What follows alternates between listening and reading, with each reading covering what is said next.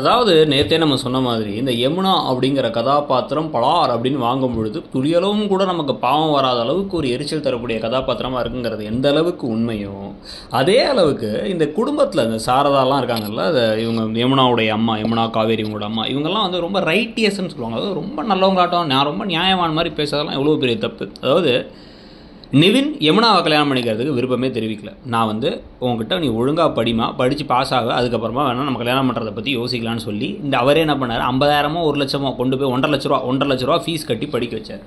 அந்த பிள்ளை படிக்கவும் இல்லை, பாஸும் ஆகலை, தண்டக்கருமாந்திரமாக இருந்துட்டு அப்புறமா என்ன பண்ணாங்க அப்படின்னா வந்து மிரட்டி கல்யாணம் பண்ணுறதுக்கு யார் உதவியாக இருந்தான்னு பார்த்தீங்கன்னா இந்த ஹீரோயினாக இருக்கக்கூடிய 2 தற்குறிகள், விஜய் ஒரு பக்கமும் காவேரி ஒரு பக்கமும் சேர்ந்து ஒருத்தங்களுக்கு பிடிக்கலங்கிறத தெரியாமல் கட்டாயப்படுத்தி கல்யாணம் பண்ணுறது எவ்வளோ பெரிய தப்புங்கிறது அவங்களுக்கே தெரிஞ்சும் இவங்க ஒன்றும் பூமர்லாம் கிடையாது, இவங்க வயசுக்கு அதெல்லாம் புரிஞ்சும் கூட வந்து கட்டாயப்படுத்தி நிவினை மிரட்டி அவங்க அம்மாவை மிரட்டி அப்பாவை மிரட்டி கல்யாணம் பண்ணி வச்சாங்க. அந்த கல்யாணத்தால் தான் அவங்க அம்மாவுக்கு யமுனா மேலே வெறுப்பும் கோபமும் வந்துச்சு. அவங்க அப்பா எடப்போ அப்படின்னு போயிட்டார். நிவினுக்கு உன் மேலே எனக்கு எந்த ஒரு அன்பும் கிடையாது பாசம் கிடையாதுன்னு சொல்லியாச்சு. ஆனால் அந்த ஒரு கல்யாணத்தை பிடிச்சிக்கிட்டு யமுனா இன்னமும் வந்து தன்னோட அக்காவோட சேர்ந்து சம்மந்தப்படுத்தி பேசுறது, அவங்க 2 பேர் சிரிச்சு பேசுகிறாங்க, எனக்கு கடுப்பாக இருக்குது அப்படின்னு சொன்னதுனால தான் அந்த அப்பலான்னு அரவெழுதுச்சு. ஆனால் அந்த சாரதா ஏதோ தப்பே இல்லாத மாதிரி குணமான பையன் நினச்சேன், என்ன அடிக்கிறான் அப்படின்னா அது இவங்க என்னென்ன பேசினாங்க, தான் இன்னொரு பிள்ளைய போய் தப்பாக பேசியிருக்காங்க, அதை பற்றிலாம் அவங்களுக்கு கவலையே இல்லை.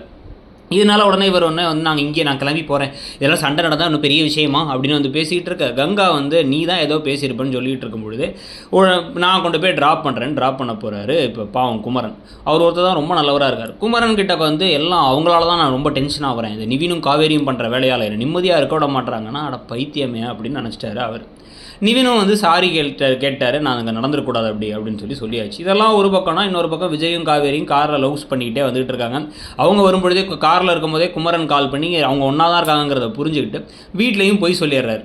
இதுக்கு நடுவில் இந்த வெண்ணிலா அப்படியே கடுப்பாகி திட்டி விட்டுறாங்க இந்த ராகினியும் அவங்க அப்பாவையும், உங்களை மாதிரி ஒரு சுயநலக்காரங்க உங்கள் பிரச்சனைக்கு என்ன ஊருகாகிட்டீங்களா அப்படின்னு அவங்க கோவப்படுறதுலாம் ஒரு பக்கம் நடக்குது. இந்த எல்லா கலைவரங்களுக்கும் இடையில் என்னைக்கு வந்து இந்த எக்ஸிபிஷனுக்கெலாம் போகலை காவேரிங்கிறது தெரிஞ்சு காவேரி கிட்ட விவாகரத்து பேப்பரில் கையெழுத்து வாங்க போகிறாங்க அவங்க அம்மாங்கிறது தெரியல. அதை பற்றி நீங்கள் என்ன நினைக்கிறீங்க? இந்த கதை போகிற போக்கு ப்ளஸ் யமுனா பண்ணுறதெல்லாம் பற்றி உங்கள் கருத்தை சொல்லுங்கள்.